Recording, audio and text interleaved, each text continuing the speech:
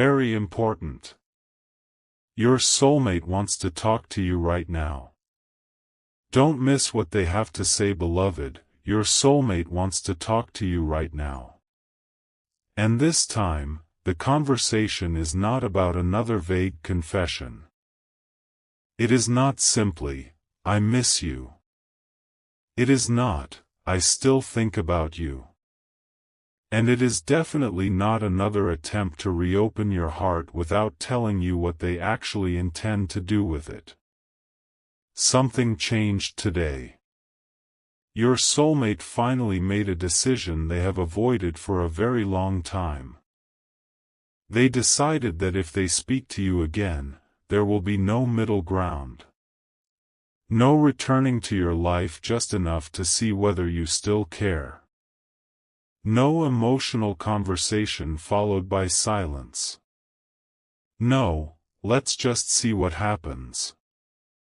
Your soulmate has finally decided that you deserve one of three honest things from them: a clear relationship, a clear ending, or complete space. And beloved, they are trying to talk to you because they are finally ready to tell you which one they want.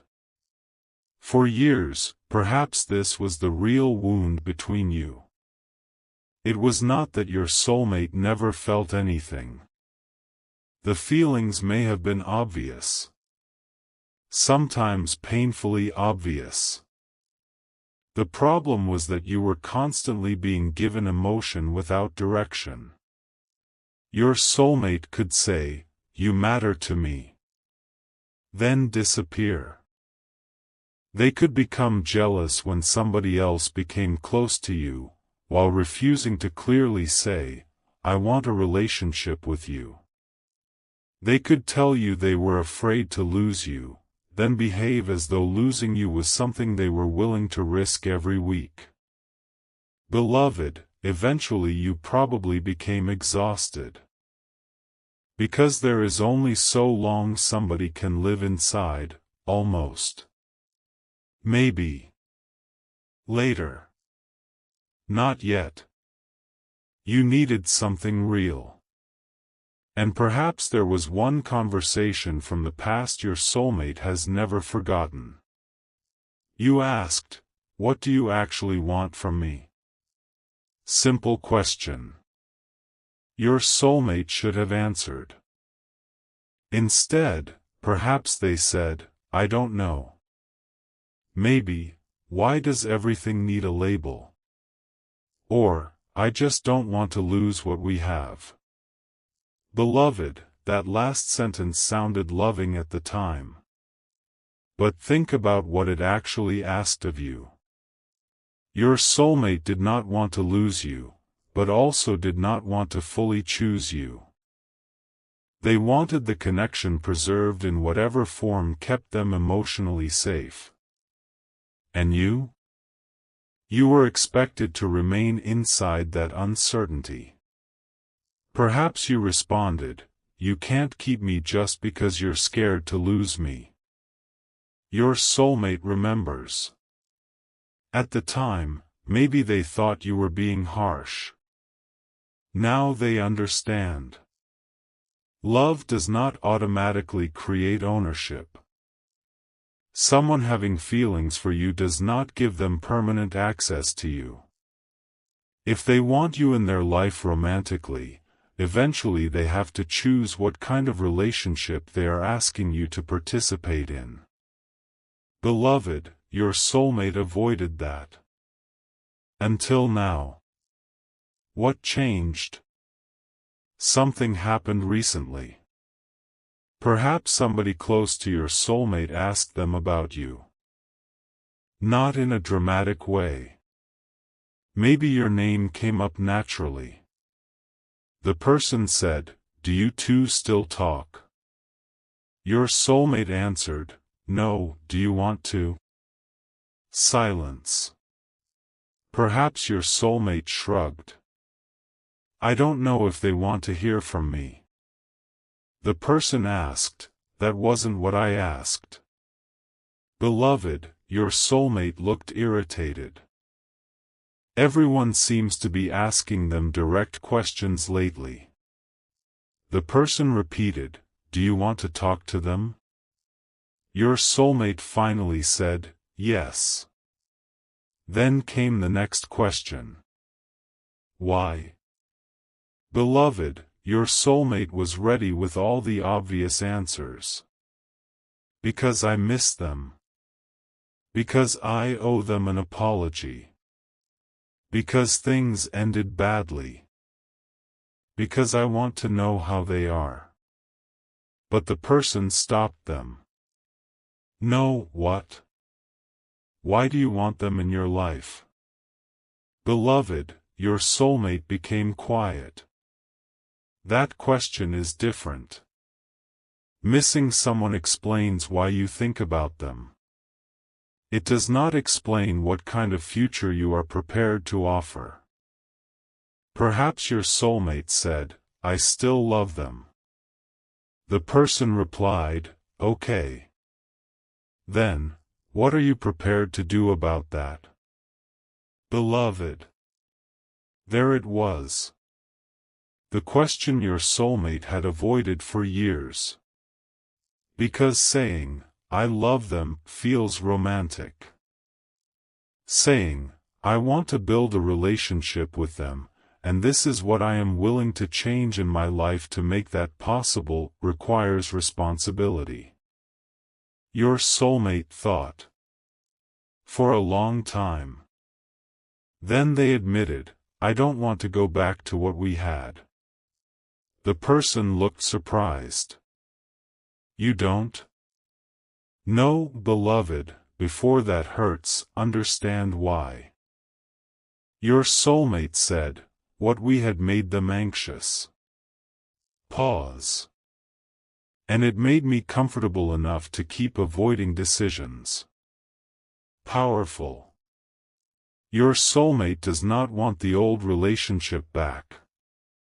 They want the possibility of building something completely different. One where you know where you stand. Where a difficult conversation does not automatically create disappearance.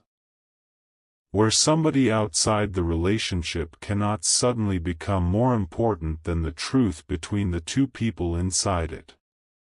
Where affection is not used as a substitute for commitment. Beloved, perhaps the person asked, "So what do you want?" Your soulmate finally answered, "If they are still open to me, I want a real relationship." There. Clear.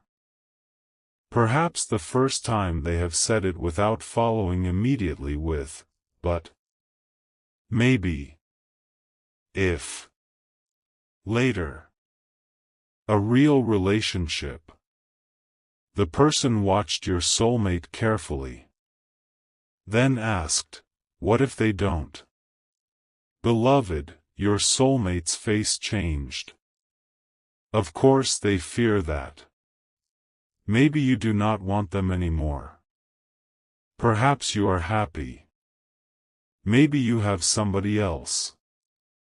Perhaps you simply learned that life feels better without the emotional intensity this connection once brought. Your soulmate cannot control any of that. So they answered, "Then I leave them alone." The person asked, "Forever?" Your soulmate paused. Then, if that is what they ask for, yes. Beloved, this is why the conversation feels different. Your soulmate is no longer approaching you with an invisible contract. They are not saying, "I finally became brave, therefore you must reward me." No. They are prepared for your answer to be no. That may hurt them deeply. But pain is not permission to disrespect your boundary. Your soulmate understands. Then the person asked one more question. What if they say they still love you, but they aren't ready for a relationship? Beloved, this is where your soulmate had to think harder. Because years ago, that situation would have been very tempting. You still love me? Great. Then maybe the two of you could fall back into constant texting. Late-night calls. Emotional intimacy. Jealousy. Perhaps physical closeness. But no clear commitment.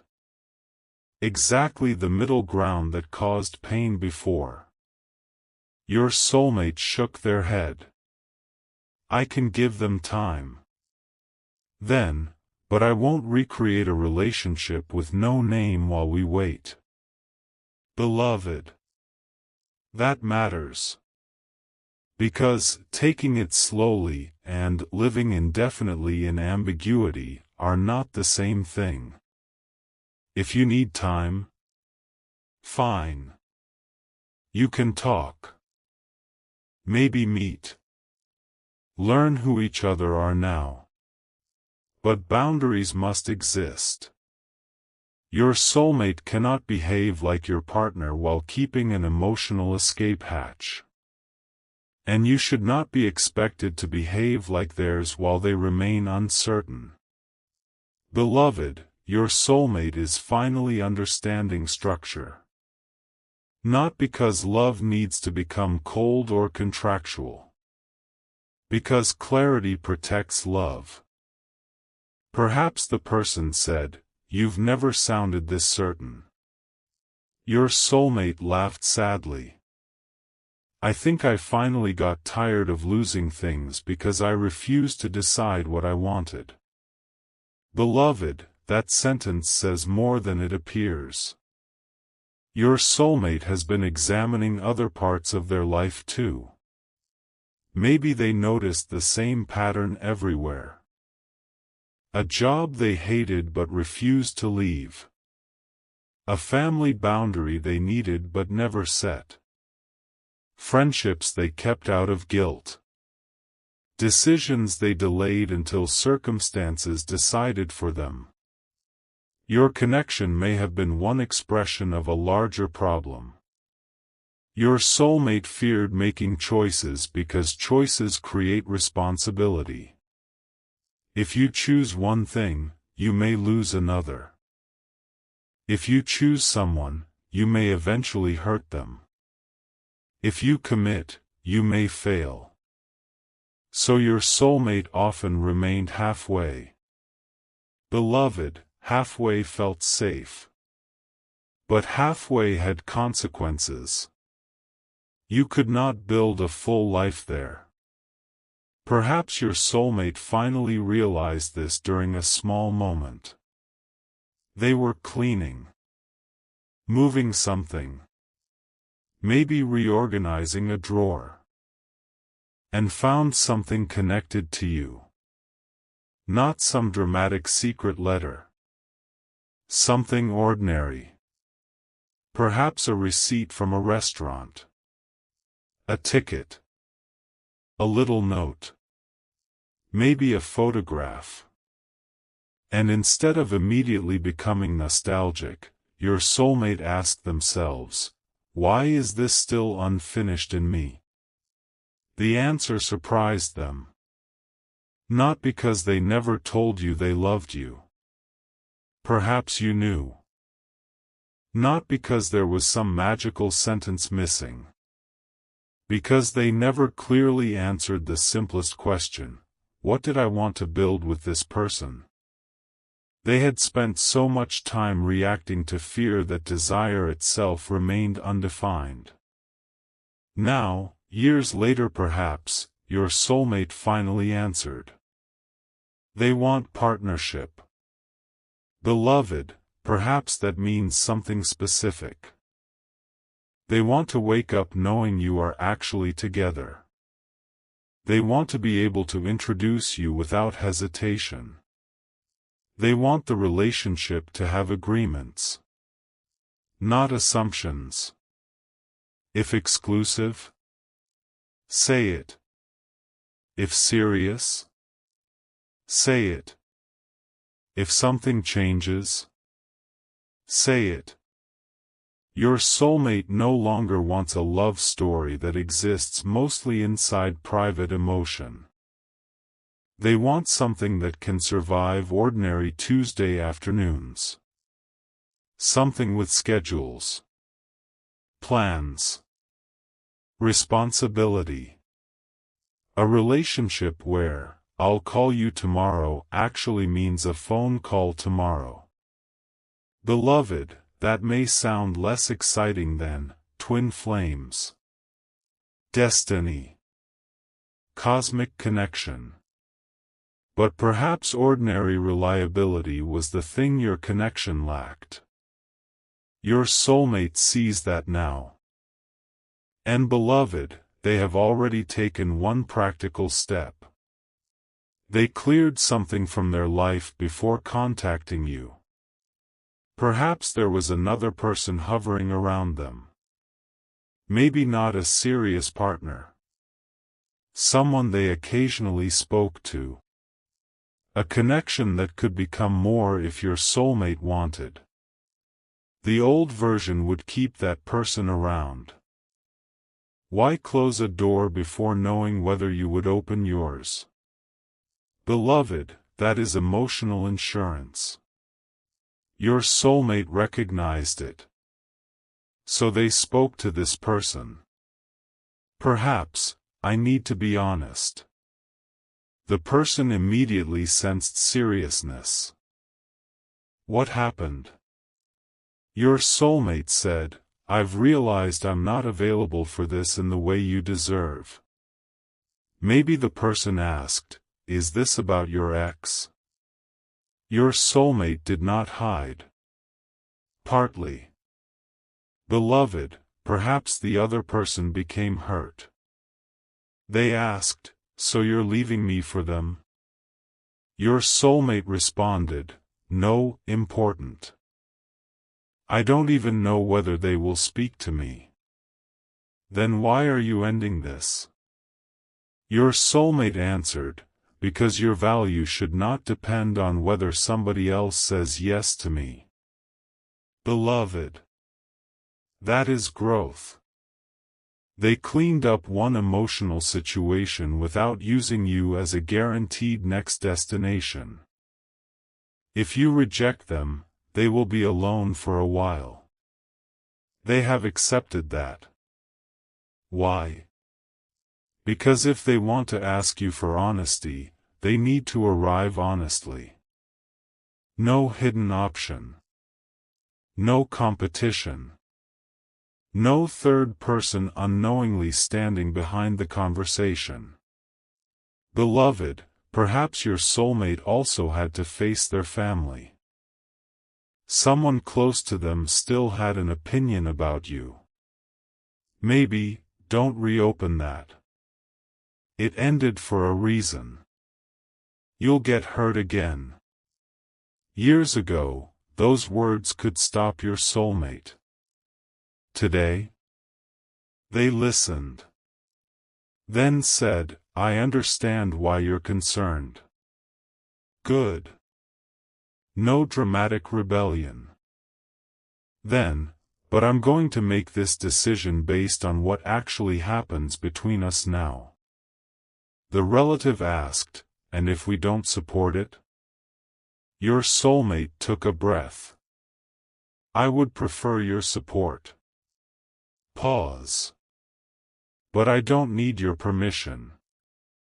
Beloved, that difference is enormous. Because perhaps before, family approval was treated as certainty.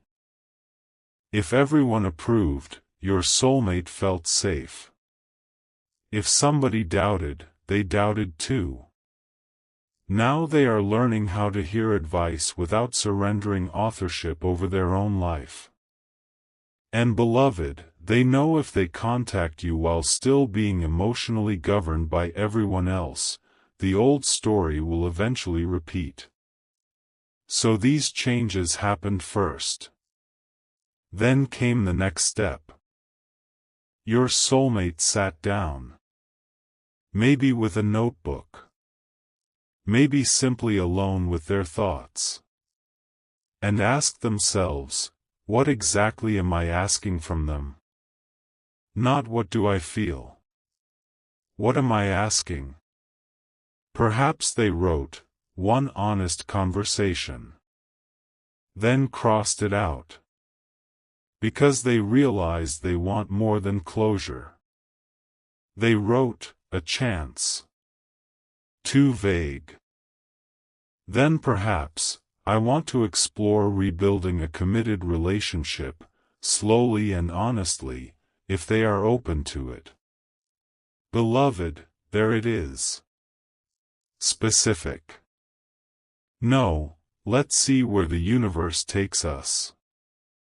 Your soulmate knows their intention now. But beloved, then they force themselves to answer another question. What are you allowed to ask from them? The answer, nothing they do not freely offer. Your soulmate can ask for a conversation. You can say no. They can ask whether you would consider rebuilding. You can say no. They can tell you they love you. You do not owe them the same words. Beloved, this may be the first time your soulmate fully understands that honesty and control are opposites. You can tell the complete truth and still have no power over what the other person decides. That uncertainty once terrified them. Now they are willing to enter it. Perhaps that is why they are trying to reach you right now. They are scared. Very scared. But they are no longer using fear as evidence that they should remain silent. Maybe your phone receives a call. You see the name. Perhaps your heart jumps. Maybe you let it ring. Beloved, that is your right. Your soulmate tries once. Not 8 times. Then a message arrives. I know this may be unexpected. I'd like to talk to you about something important, but I don't want to pressure you. If you're open to a conversation, please tell me. Beloved. Perhaps you stare at it. Maybe memories rush in. The old confusion. The good moments. Pain. Love. Perhaps anger. You do not need to answer immediately. Your soulmate knows. Maybe hours pass. Their anxiety becomes intense. They wonder, did they block me? Do they hate me? Are they with someone? Beloved, the old soulmate would begin writing the story. Then act based on it. This time they stop. They tell themselves, I asked. Now I wait for their actual answer. Not forever. Not emotionally suspended. Simply allowing another person time. Eventually perhaps you reply, what do you want to talk about? Your soulmate sees it. Their heart pounds. They type, us. Then stop. Too vague. They add, more specifically, whether there is any possibility of building something different from what we had before. Beloved. That may surprise you. Perhaps you call. You want tone. You want to hear whether this is another emotional wave. Your soulmate answers quickly. Hi. Silence. Maybe both of you realize how strange it is hearing the voice again. Your soulmate says, thank you for calling. You respond, what is this about? Direct. Good. Your soulmate does not waste 15 minutes talking around it. They say, I still love you. Perhaps your chest tightens. But before you can respond, and I know I've said things like that before without giving you enough clarity. Beloved. They know. So this time I want to be clear. Pause. If you are open to it, I want to rebuild toward a real relationship with you. There. No mystery. Perhaps you become silent. Your soulmate lets the silence exist. Then, I'm not asking for an answer tonight. You ask, why now? Beloved, fair. Your soulmate could say, because I can't live without you. Too dramatic.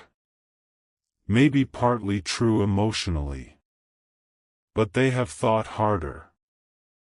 They answer, because I finally know the difference between missing you and being ready for you. Beloved. That line changes something. You ask, and you think you're ready? Your soulmate replies, I think I'm ready to behave differently enough that you can decide that for yourself. Good answer. Not, trust me. Observe. Perhaps you ask, what changed? Your soulmate explains. They ended another ambiguous connection. Set a family boundary. Began examining their patterns. Maybe sought therapy or counseling. Learned how often they withdrew when overwhelmed. Perhaps they tell you, I don't think I was afraid of commitment itself. What were you afraid of? Being responsible for what happened after I committed. Beloved. There. Your soulmate once thought, if I never fully choose, I cannot fully fail. But uncertainty itself became a failure. Perhaps you say, you already hurt me without committing. Your soulmate replies, I know. Then perhaps corrects, I know that now. You become quiet. Maybe you ask, what exactly are you expecting me to do? Nothing tonight. Then why call? Beloved, your soulmate says, because I didn't want to contact you until I knew what I was offering. Pause. Now I do. You ask, and what are you offering? Your soulmate breathes. Then gives concrete answers. Exclusivity if we decide to rebuild. No hidden relationship. No disappearing when I get scared. No asking you to wait while I figure out whether I want you. If something changes, I tell you. Beloved, perhaps you almost laugh. That sounds like basic relationship behavior. Your soulmate smiles sadly. It is. Then, I wish I had understood how important basic things were. Beloved, exactly. Sometimes people become obsessed with grand emotion while failing at simple relational competence. Your soulmate perhaps gave you intensity. But reliability? Not enough. Now they know. You ask, what if I say I still care, but I don't trust you? Your soulmate answers, that would make sense. No defensive, why not? They say, I would expect trust to come from what I do after this conversation, not from what I say during it. Beloved, perhaps that creates the first tiny opening. Not because you are convinced. Because your soulmate finally seems to understand the problem. Maybe you say, I don't want to go back. Your soulmate's heart drops. But then you continue, I mean, I don't want to go back to what we had. Beloved, your soulmate exhales. I don't either. Perhaps you ask, then what would this look like? Your soulmate has thought about it. Slow. Maybe one meeting. Then another. No immediate romantic intensity. No spending every night on the phone after years apart. Beloved, that matters. Because reunion intensity can create false confidence. Two people reconnect. Feel everything again. Suddenly, we were always meant to be. Then 3 weeks later, the same unresolved patterns return. Your soulmate does not want that. They say, I want us to learn who we are now.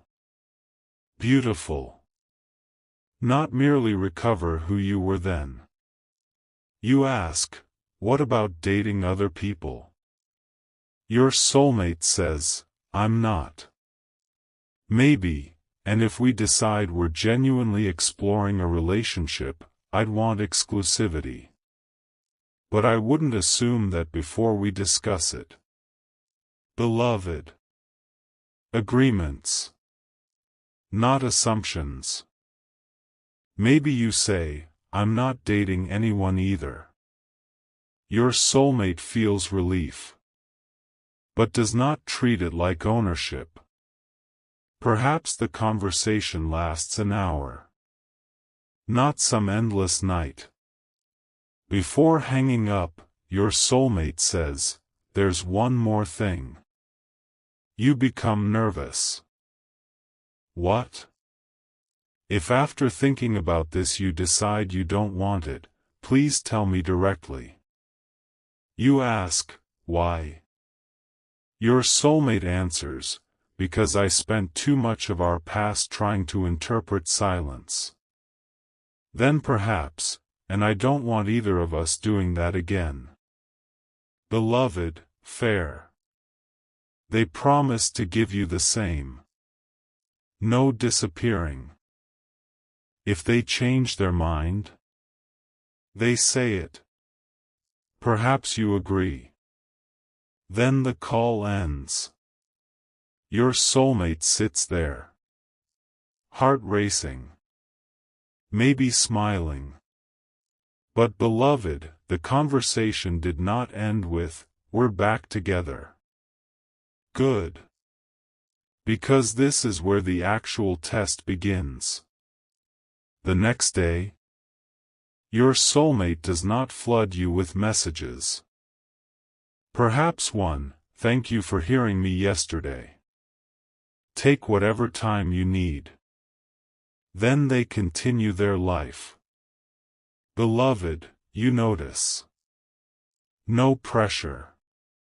Maybe after 2 days, you message, I'm open to meeting. Your soulmate replies, I'd like that.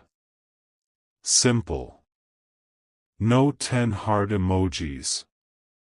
No, I knew it. Perhaps you meet somewhere neutral. Coffee. A quiet restaurant. A walk. You look at your soulmate. They seem familiar.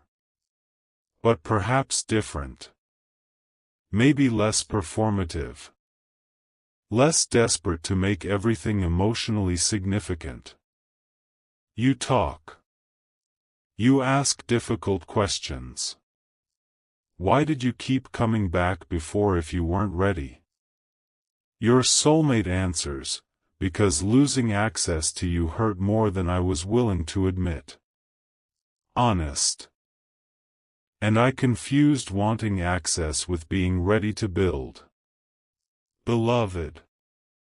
Important.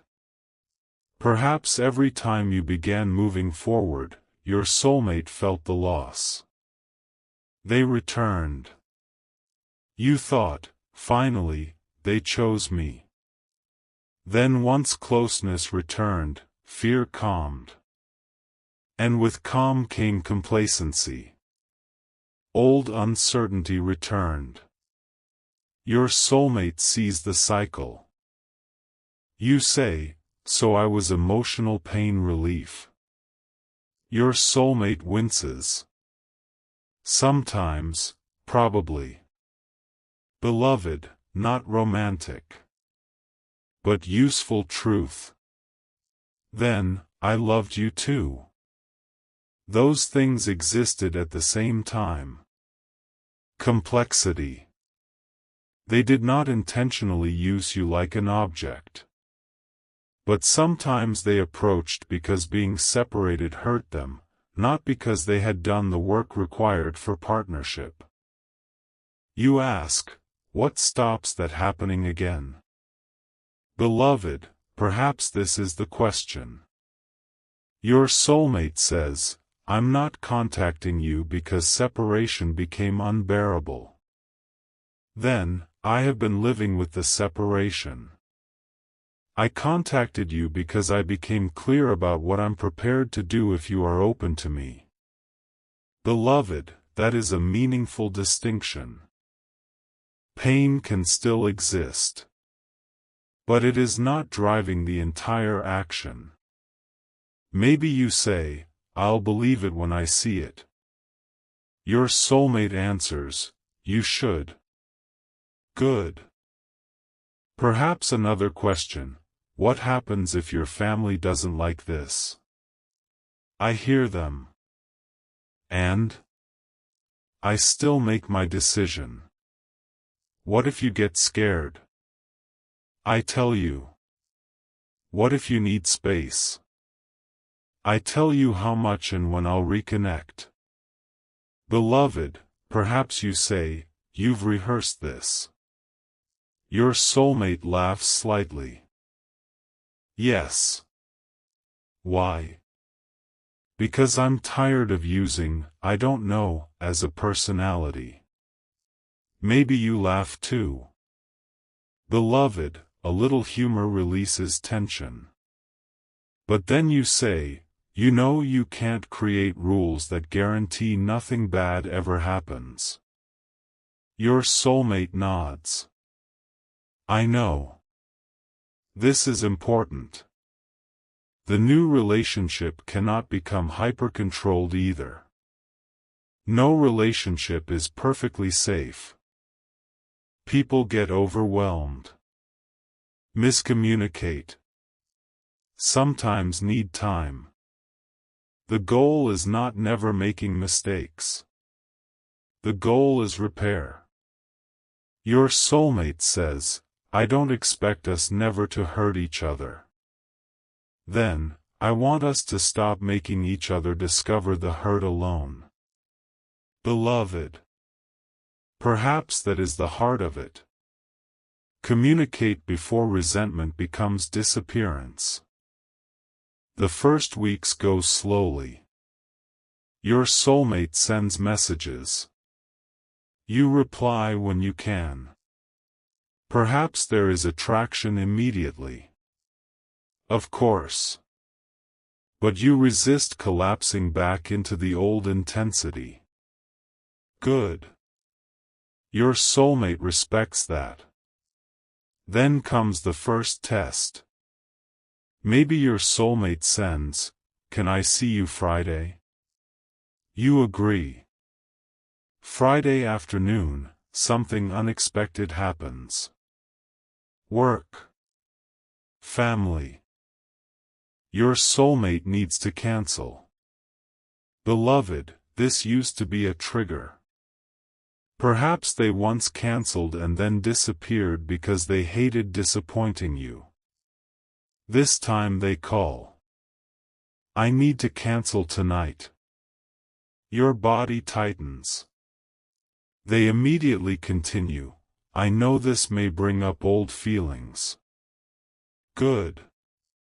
I'm not pulling away. They explain the situation. Then, can we move it to Sunday? Beloved. Specific repair. not some other time. You say, Sunday works. Sunday arrives. They show up. Small thing. Huge evidence. Perhaps your nervous system registers, they said they would return. And they did. Beloved, trust rebuilds like that. Not through, I swear I'm different. Through Sunday. Maybe another test involves jealousy. You mentioned somebody from work. Your soulmate feels threatened. Old version. Cold. Passive-aggressive. Maybe posts something. New version says, this is slightly embarrassing, but I noticed I got jealous. You look at them. Why? I think part of me is still scared I waited too long and someone else will be easier for you. Beloved, honest. You respond, do you want reassurance? Your soulmate thinks. Yes. Then perhaps you say, I'm here because I chose to explore this. Enough. No drama. Your soulmate thanks you. The conversation ends. Beloved, that is what emotional maturity can look like. Not never feeling jealousy. Not converting jealousy into punishment. Perhaps months pass. The relationship is becoming real. Your soulmate says, I think we should talk about what we are. Beloved, once that sentence might have come from you. You were the one asking. This time your soulmate initiates. They say, I want to be your partner. Clear. I want us to be exclusive. Clear. And I want to build toward a serious future. Then, what do you want? Beloved, they do not assume. Maybe you say, I want that too. Perhaps it is emotional. But not because finally destiny won. Because two people are making an actual agreement. Your soulmate says, I need to tell you something. You laugh nervously. What now? They smile. Nothing terrible. Then, the most important thing I wanted to say the first night I called you wasn't actually that I loved you. You look confused. What was it? Your soulmate answers, that I had finally decided I wasn't going to come back unless I could stay. Beloved. There it is. Not stay no matter what. Healthy relationships may end. Stay means stay present. Stay honest. Stay in the conversation. Do not appear temporarily for emotional comfort. Do not run because vulnerability becomes intense. If something truly changes, say it. Perhaps you ask, what if someday you realize you don't want this? Your soulmate says, I tell you before my behavior starts making you figure it out. Beloved. That may be one of the healthiest promises they can make. No slow cruelty designed to force you into being the one who ends it. No becoming cold until you leave. If truth changes, speak. You promise the same. Because perhaps you also developed avoidance after everything. Healthy relationships require both people. Beloved, there may be another outcome. Maybe after meeting several times, you realize you no longer want romantic love with your soulmate. The chemistry is there. History. Affection. But your life changed. Perhaps you want something else now. You tell them, I care about you. Their heart rises. Then, but I don't think I want to rebuild the relationship. Beloved, this is their hardest test. The old soulmate might ask, why did you meet me then? Perhaps try to change your mind. Maybe point to all their growth. But this time, they become quiet. Perhaps tears. They say, I'm disappointed. Honest. Then, but thank you for telling me. You ask, are you okay?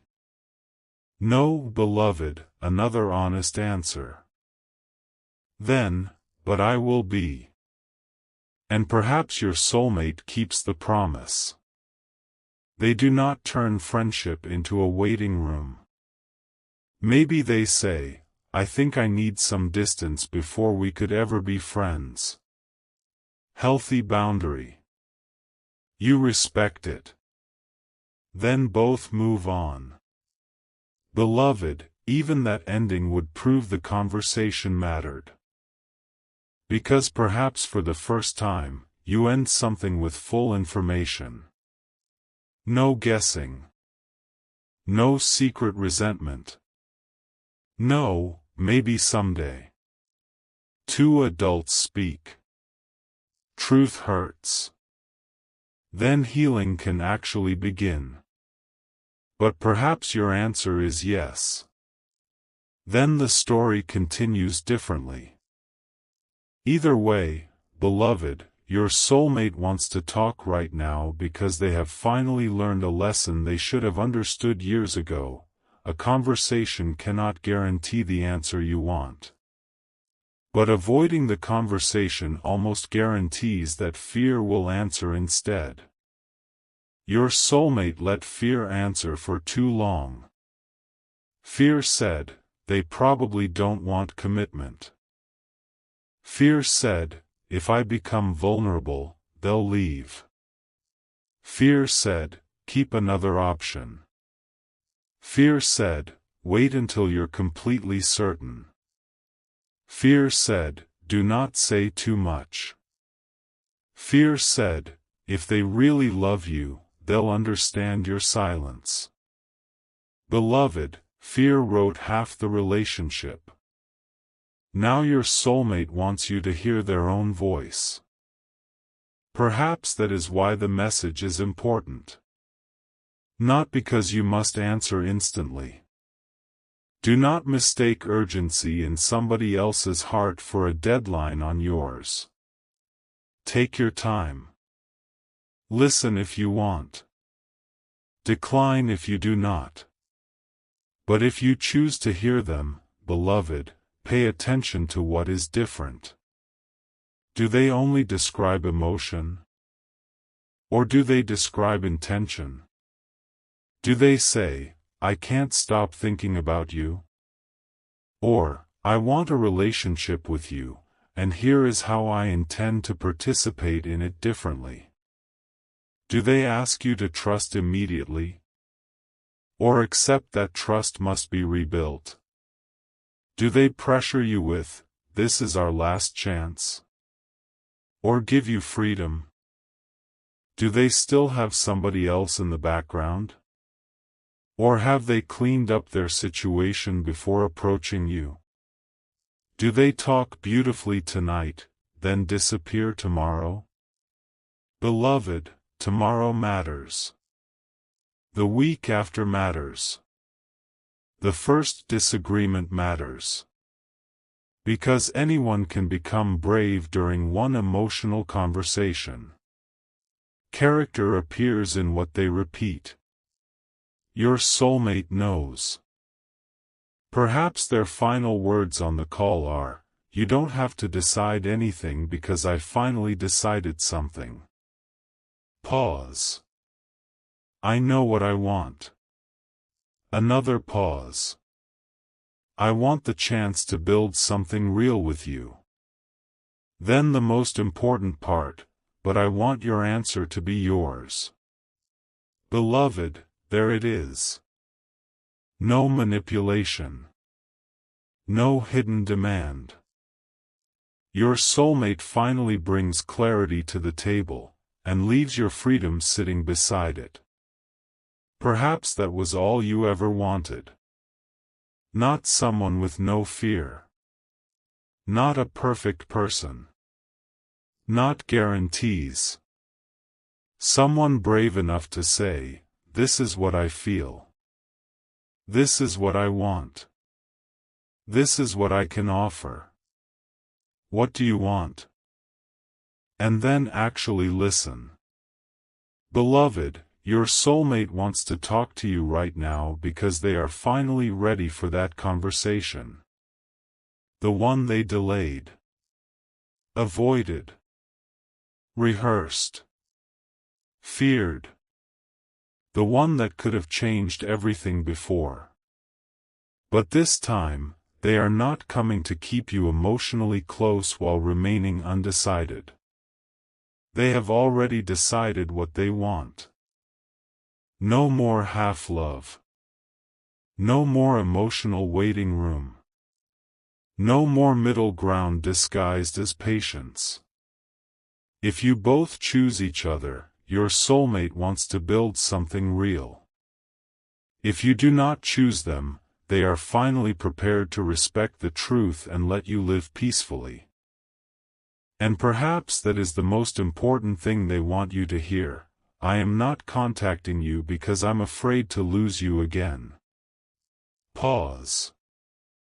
I'm contacting you because I finally understand what I would need to do if I were fortunate enough to have you in my life again. Beloved, whether you say yes or no, make sure the answer is yours. Because this time, your soulmate is finally ready to stop asking you to live inside their uncertainty. They have brought you clarity. Now they are waiting, not for you to rescue them, not for you to prove your love, but simply to hear your truth.